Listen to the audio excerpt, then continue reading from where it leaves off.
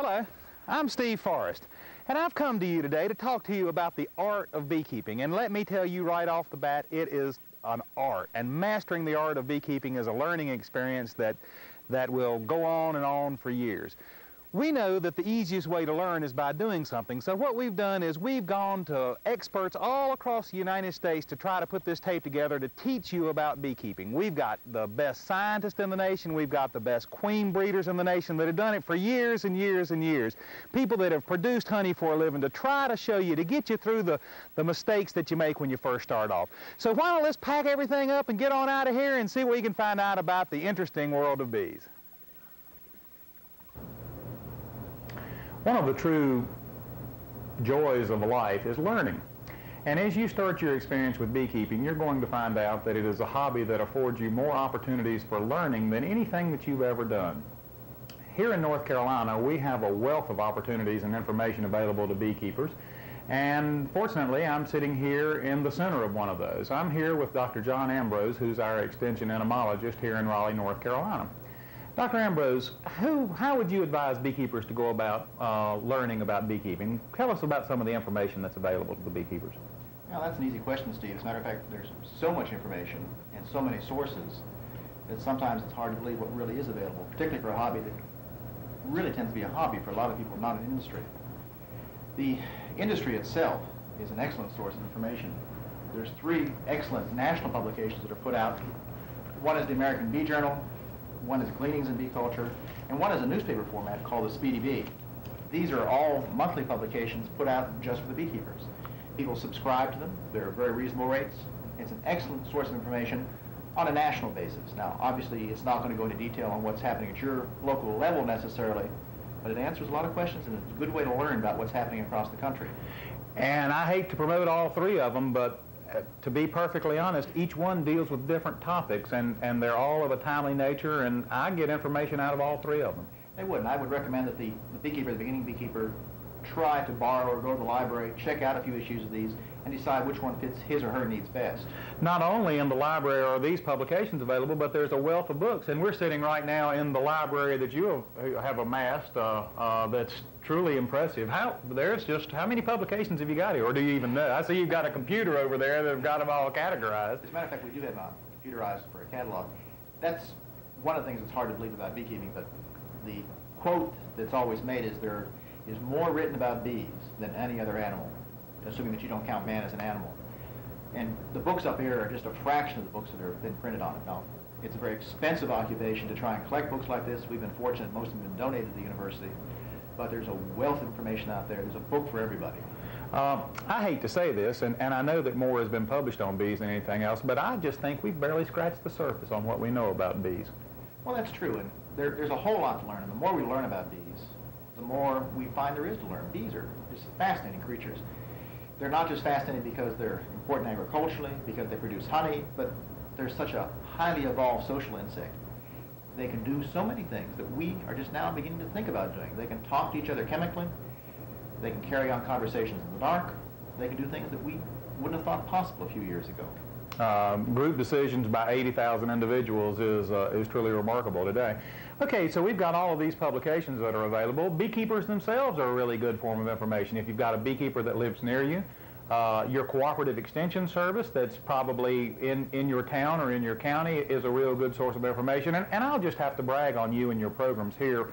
What you've got going here in North Carolina is amazing with the North Carolina State Beekeepers. We have an organization that's the largest state organization of beekeepers now, isn't it? That's right. I know that we're not the largest state in number of colonies or beekeepers, but we have the largest organization.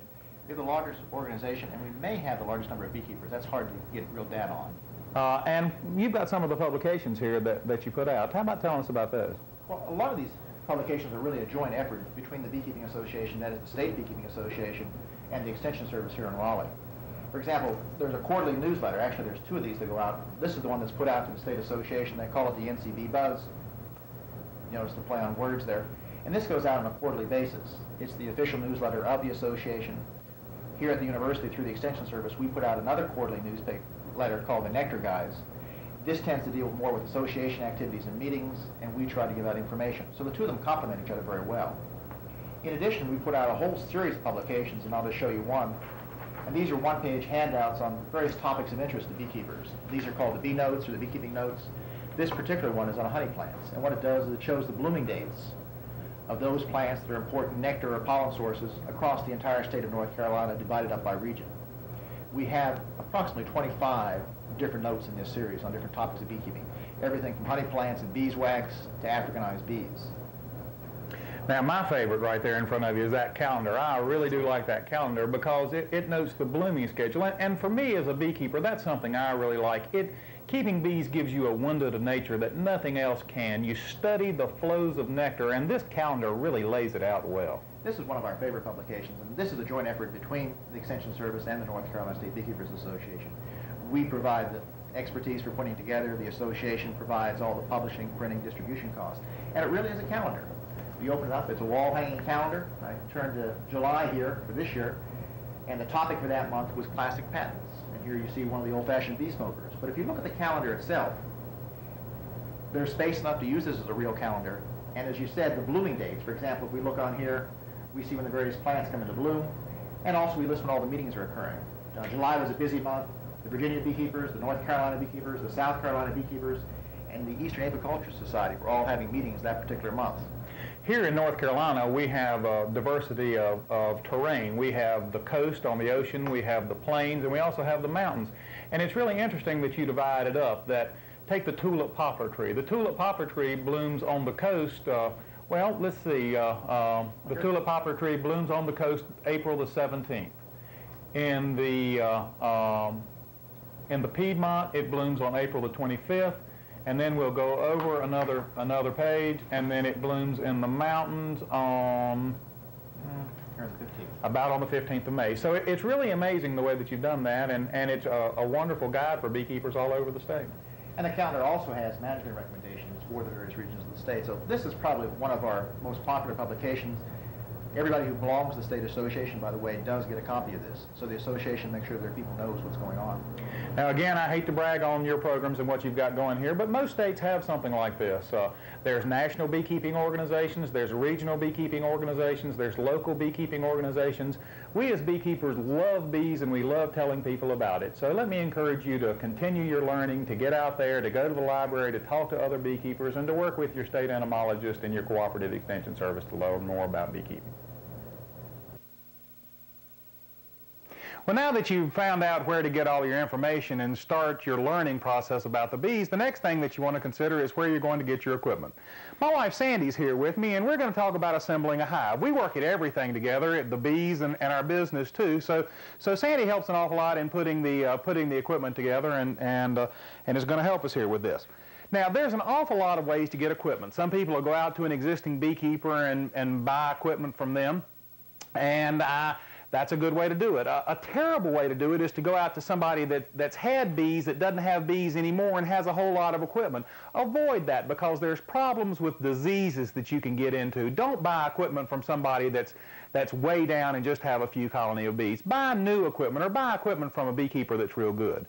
The most common way of buying equipment is ordering it through mail and getting it in the mail through a mail order supplier. And we've got right here with us one of the beginner's kits that one of the supply companies has. UPS sent it to us, it came, we got it, and we're ready to start on it. So Sandy and I are going to see if we can put this thing together and get this hive built and get ready and go out here and see if we can get into the bees. So I'm going to open her up. The first thing to do is to separate everything and put your equipment out where you can see it and know what it is. So I'm going to give it to Sandy. This is the foundation. This is the sheets of beeswax that the bees use. Now right here is a helmet and a veil. I'm going to stick them right over here because we're not going to have to assemble them. All right, here's a smoker right here. I'm going to stick it right over here on this side. Got some gloves and a book. This all comes with a beginner's kit, and most of the manufacturers sell something like that. All right, now, here I see the top bars. Let me see if I can get them. There's going to be a whole lot of these things, and a lot of this stuff looks the same. You know, all of the companies come out with instructions, and the thing to do is to read the instructions before you start. But as you start, separate your equipment and get them ready. All right, let's see. There's our top bars. All right, let me give you those, Sandy. All right, now we've got bottom bars here, too. That's a piece of the frame, a bottom bar. All right, let me give you those. All righty. All right, the next thing that I'm going to pull out of this box is the end bars. These all go with the frames. Now, you might be sitting out there saying, boy, there's a lot of little pieces of equipment right here. But once you go through it and once you recognize what they are, you won't have any trouble at all with it. Let me get them. Maybe have a few more of those. Yep. And then here's a couple right here. All right, what else do we have down in this box? All right, here's our hive body. Now, I've got a couple of styles here just to show you a couple of different ways that we do these hive bodies. All right. The next thing's the bottom board. Here's our bottom board. We've got a couple of little strips that go with them right here. And then we've got the side rails that go with the bottom board. Now, there's our bottom board. Here's our telescoping top right here and our inner cover. They're already assembled, so we won't have to assemble them. All right. Now there's nails, Steve? Oh, they're right down here in the bottom, Sandy. Right there. Oh, now look at here. We still got more. Here's a hive tool, a 10-inch hive tool that comes with a beginner's kit. Here's an entrance feeder that comes with a beginner's kit. A bee brush. An entrance reducer, and we had one leftover end bar. Okay. Now we're ready to go. All right, the first thing that we're going to assemble, or the first thing that we're going to talk about, is glue. Glue is one of the most important things that you can use with a beehive. When you nail equipment together, it's pretty sturdy, but when you glue and nail it, it's one of the most important things you can do because it makes a beehive so structurally sound, it's just impervious to the weather. All right, we're going to start at the bottom of the hive and come up. And to start at the bottom, we're going to start with the bottom board. The bottom board has 3 floorboards. Now, this bottom board is made of cypress, which is a really weather-resistant substance. We've been all throughout Florida, and cypress really is resistant to the weather. The bottom board consists of these floorboards and 2 rails. Now, the rails have 2 sides. One has a 3/4 inch opening, and the other has a 3/8. This one has 3/4 and 3/8. So you have to orient these things exactly right. If we put this rail on this side with the 3/4 side here, then we better put the rail over here on this side with the 3/4 inch opening there. These side rails are bored. I'm going to come over here and get some of our nails. This is a 7D electro-galvanized nail. You flush this end right here, and these are pre-bored so that they won't split out.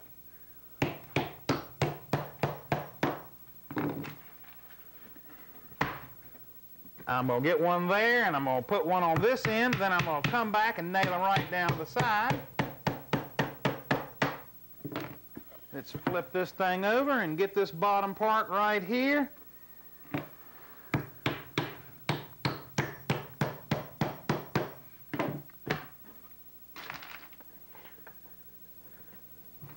All right, we've just about got this. I've got it flushed up edge to edge. Now, this is the bottom board that the hive sits on. When you put the hive on it, the bees come and go out of this way. But here on the back, there's an opening there, too. So we've got little strips that are nailed back here on the back of the bottom board. And we're going to nail these in with some 1 1/4 nails. That's the base of our hive, the bottom board. Now, I'm going to set it down right here. And I'm going to pick up this piece of equipment right here, which I really like. It's called a hive stand. A hive stand is something that the bottom board sits on. It has 2 side rails, it has a front piece and a back piece, and it's basically very simple to nail together. You just put it together just like this. The back has rabbited edges. You put 2 nails here, 2 nails here, 2 nails here, and 2 nails here. This is also cypress and goes together really easily. Steve, is that included in the beginner's kit? No, Sandy, it's not. That's an additional piece of equipment, and not many manufacturers include the cypress bottom board. But you know, when the bees come in and they're so heavily loaded with nectar and pollen, I love to have a hive stand on it. As a landing board. And you know, we've seen a lot of beekeepers that'll just stick a piece of paper or cardboard in the front of their hive that enables the bees to hit it, and it works an awful lot better. All right, well, the next thing that we need to put together is a hive body, and I've got it right here. Now, basically, in the beekeeping industry, there's two styles of hive bodies, and it's because of the joints that go into them. One is called dovetail. It's actually a misnomer. The actual joint is a finger joint that's like this right here, but some people and beekeepers call them dovetails. The other style is a rabbited hive, and that's what this is. A rabbited hive just has a ledge cut right here, and the side goes into it right here. Now I'm just going to knock this together real quickly and show it to you. What you do is you just make sure that your edges are right together. Flush, top edge to top edge, bottom edge to bottom edge. Do you know what I'm doing? I'm making a terrible mistake. You're not gluing. I'm not gluing these, and we've got to glue them. I should have glued that bottom board, I should have glued that hive stand, and I should be gluing this right here. So I'm going to take a little bit of glue. This is resin glue.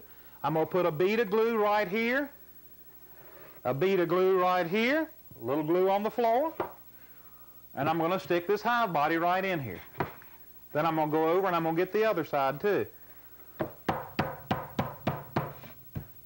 This is a special style of locking rabbit hive body right here that has a little tenon that locks it and makes it stronger. You can see that I've put it together right now. Let me take this side right here apart. It locks it pretty tightly, but it'll lock it even better when I get a little bit of glue on there. All right, let's get a little glue on it. A little glue over here. Let's try that again. It really makes a big difference.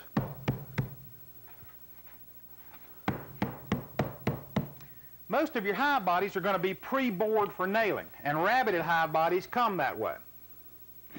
What I usually do is I usually start on the sides. There's holes here in the front, but on the side there's not any. And what you're supposed to do is come right on the side, and right between where the nails go, just put a nail in. We nail it up this side, and we nail it right here across the front. And then we've got our hive body nailed together. Now I'm going to go on to the next style of hive body, which is the dovetailed hive body, and let me show you how that works, or the finger jointed hive body. Again, we want to glue it together. We want to put glue in every single one of these joints. We want to come over here on this side and put glue right here too. Gluing is very important, and a little bit of extra time spent gluing will really pay off in the long run keeping bees. These joints are usually real tight. You slide them together. They go together real nicely. Any excess glue you have, just wipe off. Put it anywhere that you can. All right, let me set our glue up here. Do a little bit of glue in here.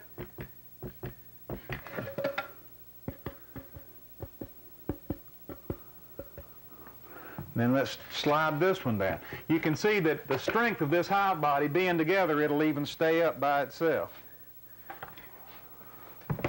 We'll set it down, glue every joint.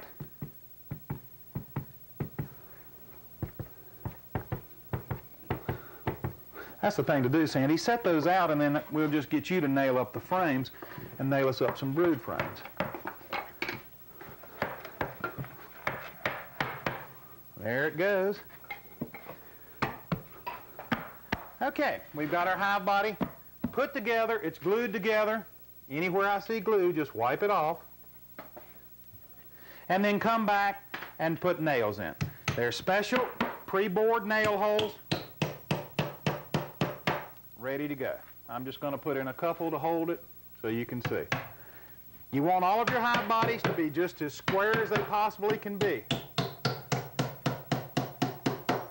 You want your top edges, all four of your top edges to come right together, your four bottom edges to come together so that your hive body doesn't wobble. Now let's take a little bit closer look at this hive body. I'd like to show you something about it. If you look right here on the end, this is the end grain of the wood. The end grain of the wood absorbs more moisture than any part of the hive body. With this corner you have end grain here, here, here, here, and here. On the corresponding side, you have end grain here, here, here, here, and here. That's a tremendous amount of end grain exposed. And end grain sucks that water up, that moisture, and releases that moisture. Therefore, these are your problems where the hive body will rot. Now, let me go back to the rabbited hive body. And with the rabbited hive body, the only end grain that you have is right here. There's much less end grain on a rabbited hive body. And we also think that rabbited hive bodies are stronger than dovetailed hive bodies. But those are the two styles that are mostly used in the beekeeping business. Now Sandy's going to show you how to assemble a frame. Okay, Steve, each hive body has 10 frames, and each frame has 4 pieces. You have 2 end bars, you have a bottom bar, and you have a top bar. The bottom bar can be one or of 2 designs. This is called a divided bottom bar, and that's because it's split all the way through. And this is called a groove bottom bar, just because it has a groove down the middle of it and does not go all the way through. So I'm going to put together a divided bottom bar, and I should have plenty of nails here that came with my beginner's kit. And what I need are 1¼ inch nails to nail the frame together itself, and then I'll save the 5/8 inch nails, the smaller nail, to nail the foundation in that we're going to put in a little later. So what I do is I lay my top bar down flat, I take my end pieces, and I put one on each side. Oops, I hate to say it. You're doing the same thing I did. Oops, glue that thing, yeah. Okay. And here it's really important, Sandy, because when you pry those frames out of there, if you don't have them glued, they're stuck down with that propolis. Yeah, and a lot of times your top bars can pull off, and if you'll glue them, you'll never, ever have that problem. I'm glad you reminded me. That's a good thing to always remember. Okay, so I've got glue on those, and there's 2 sides to this bottom bar, Steve. There's a long side, and there's a short side. Well, you can see it, the groove over here is not as long. It doesn't go all the way to the end as it does on the other. That's right. So I want to take the long groove, and I want to place it so that it is looking up at the top bar. Well, that way the foundation can fit in there exactly right, isn't it? That's correct. Yeah, and it'll actually hold it in there. So these have a little notch in them, and I'm going to put a little glue in each one of those. Well, that little notch right there would make that frame stronger, wouldn't it? The way it slides down and gives you a little shoulder right there. Well, that's neat. Okay, and I'm going to take one of these 1¼ inch nails. Oh, let me get that glue off of there, Sandy. And I'm going to nail it together. And I'm going to try to get it straight so that it doesn't come through the end bar.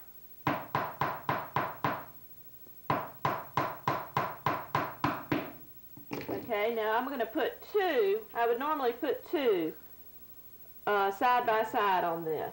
Now I'm going to do the other one. I'll put another nail here. I'll flip it over, and I'll put 2 nails here on the top. Now these are the 1¼ inch nails. These are the 1¼ inch nails. Oh, we got some glue coming down there. Let me get that out of there too. And I'll put 2 here.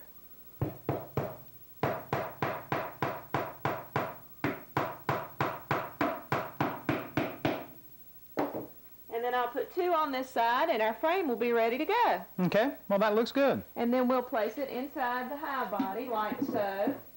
And now we're ready to do the rest of the 10. Well, Steve, I've just finished my last frame. Now all 10 of them are nailed together and ready for foundation. Okay, Sandy, so the next step is installing our foundation into the hive. Now, for people that don't know, what foundation is foundation is a thin sheet of beeswax that's suspended among these frames right here. A lot of people don't realize it, but the advent of modern beekeeping came when a man named the Reverend Lorenzo Langstroth figured out what's called a bee space, because bees were kept before that time and they had to kill the hives. But when this man figured out that if you were to keep frames and keep the space between them between 1/4 and 3/8 of an inch, you can get the frames out and you can understand what's going on with your beehive. If you've got a weak beehive, you can make it stronger. If you've got a strong beehive, you can make it weaker. You can look at your queens and see how they're doing and understand exactly how the hive's doing. And it also allows you to be able to inspect and see if you have any disease. It certainly does. Every single hive body has got to have foundation in it. If you've got a hive body that doesn't have foundation and the frames are all crossed up, you just don't have very much at all. That's right. So it's really important that you put foundation in this hive and you get it in there really good. All right, let's take it over here. The first step to installing foundation in any frame is to take the wedge cleat here and cut it out. You just take a knife, slide it right under the wedge cleat, and then go back over it and make sure there's no little slivers of wood left, because nobody likes little slivers of wood in their honey. Take the other side of the wedge cleat and shave the little cleat right there off too. All right, now, in order to install foundation, all you have to have is a little stick of wood that you can push on. And here I just took a little piece of wood with 2 nails in it and stuck it right there, and that's all we've got to have to do our foundation. Now I'm going to put the frame up right here. Hand me that sheet of foundation, Sandy. Okay. This sheet of foundation is wired vertically. It has vertical wires. At the top of the wires come up, and there's little hooks that make 90-degree turns. That's what holds the foundation in the frame. And it's really important that you get these 90-degree hooks. Some companies make foundation that don't have those, and it tends to push them out and not hang them in the middle of the frame, but this foundation is not like that. To install it in the frame, you just hold it up to the frame like this, put your hands on either side, slide the foundation up into the bottom bar, and when it protrudes all the way up into the bottom bar, then the bottom just flops right down onto the bottom groove. And those wires come right down, and now the foundation's hanging right in the middle. We take our wedge cleat, stick it on top of those wires, and then we take these little small nails, they're 5/8 of an inch, and we put them right there. If we can hold them, and most of the time I can, but I do occasionally tip a finger here, you get it and you push it up in there and drive the nails up in there. Sometimes you can even take and just push the nails right up in there with your hands, because these frames are pine and they're not hard to do. You sort of pinch the foundation between the wedge cleat and the frame. You do. And with that board on the back, you can push it up in there and you can nail it up in there real tightly. Doggone, my nails jumped out. I just didn't push them up in there far enough. And you recommend using 4 nails across the front, Steve? You know, Sandy, I've always used 4 nails. But I know some people probably use less than that. Other people use other ways of doing it too.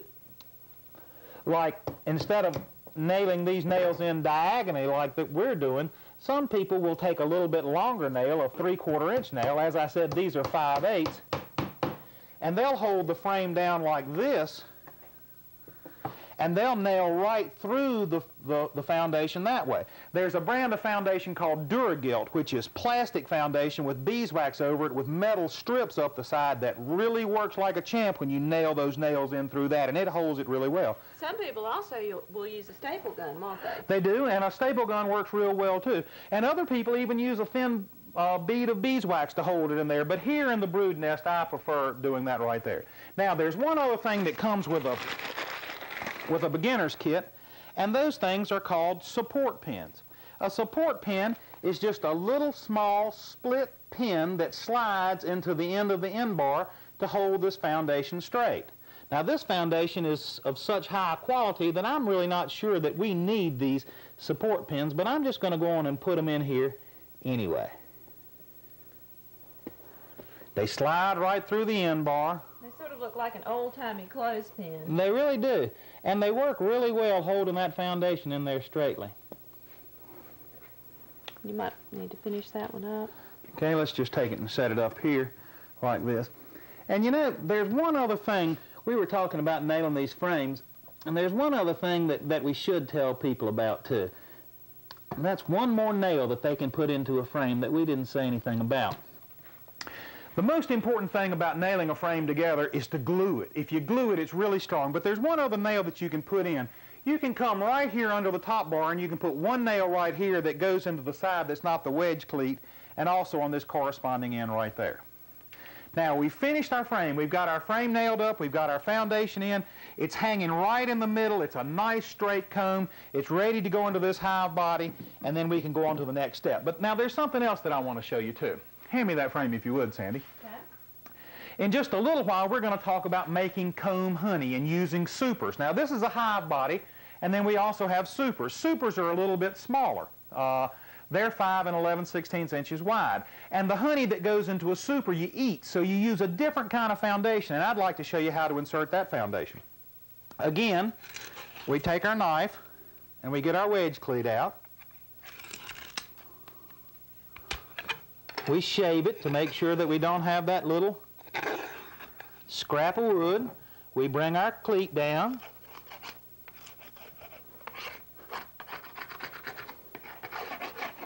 And get that out of there. And now we're ready to put this foundation in.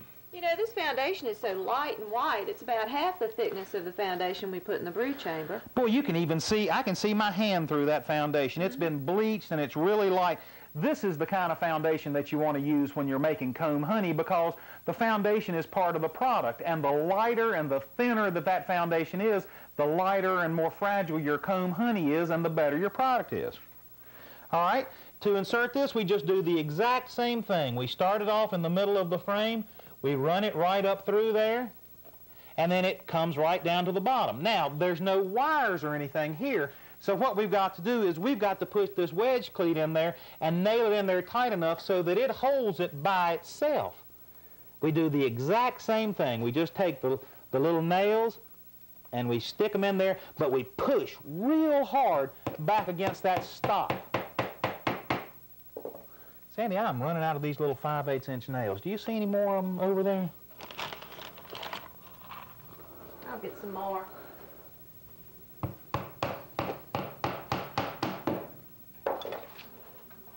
It's really important that you get this stuff in here real tightly so that these nails will hold it up. I've gotten those in really well. Ah, thanks. And we'll just stick 2 more. And I guess it's just my prerogative to put 4 nails in. Any way that it'll work is just fine. But again, it's important that you get this thing in here just perfect. Now let's try it. Let's pull on the foundation. Yep, it's in there real well. All right, so this is ready to go for a super for comb honey production, and this hive right here is ready. We've got all of our frames in there. Let me see the inner cover in the top. Inner cover? Now which way do we put that inner cover on? This inner cover goes on just like this. As we were talking about, the Reverend Lorenzo Langstroth figured out that you've got to have 1/4 of an inch to 3/8 of an inch. And you can see that space from the top of the top bar right here to the bottom of this inner cover is 1/4 of an inch.